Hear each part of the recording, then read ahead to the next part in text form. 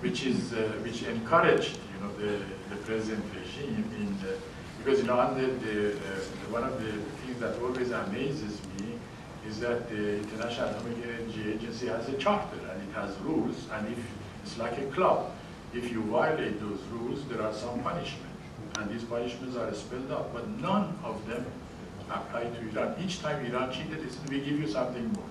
Don't cheat, we give you something more. Instead of first giving them a slap on the face or a knuckle on their, under their chin, they were rewarded.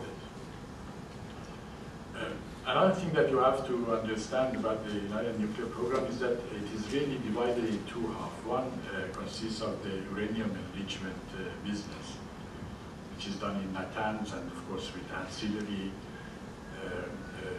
centers in Isfahan, in Kelardasht, in Tehran, in Asfarayan, and so on. The other one is the heavy water plutonium project, which is in Iraq. And this may be interesting for you to know that the IAEA has never been allowed to go there. So, half of the program is completely out, and the fight is over the other half that is supposed to be open to inspection. So, anybody who says that there is no reason why we should not believe that the Islamic Republic has solely peaceful intentions, in my opinion, would be very naive.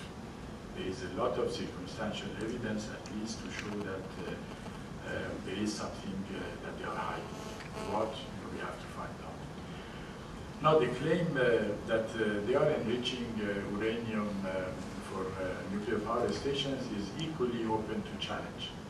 To start with, Iran does not have any nuclear power stations. So, you are enriching uranium for a non-existent nuclear power station. The only power station that Iran has under construction in Heldiya, in Bushehr, which is supposed to be complete each year, they tell us next year, inshallah next year, is the one that Siemens designed. Saddam Hussein bombed it. And the company that built Chernobyl is rebuilding. So you can imagine the disaster is going to be. And the problem is that the uranium that they are enriching in Natanz is not suitable for this power station in Heldiya or in Bushehr. And the reason is that each nuclear fuel has its own code. And the Russians have their own code. And under contract, they are under contract to give 10 years of fuel for Bushehr in any case. So, for 10 years, Iran does not need any enriched uranium of its own at all. The Russians have even suggested to supply the whole 37.5 years of life expectancy of this nuclear power station with enriched uranium. So, you are enriching uranium for what? You are spending billions of dollars, facing sanctions, isolation, all this tension, and so on. For a non-existent, it's like, the blind man searching for a black hat in a room, and the hat is not there. So why are they doing it? The only logical and rational reason is that they are enriching this uranium so that it could be enriched further to make a bomb. The second power station that has been contracted is on Darkhoveyen, on the river Karun in southwest near the Iraqi frontier. And also you have to notice that they build these power stations far away from centers of population and mostly near to the Arabs. So if there is a Chernobyl, they will kill lots of Arabs, but nothing will happen in Iran itself. So this one is designed and to be built, hasn't started yet, by the Chinese. They too have their own codes for the fuel and so on, and the Iranian fuel is unusable for them. So suddenly you have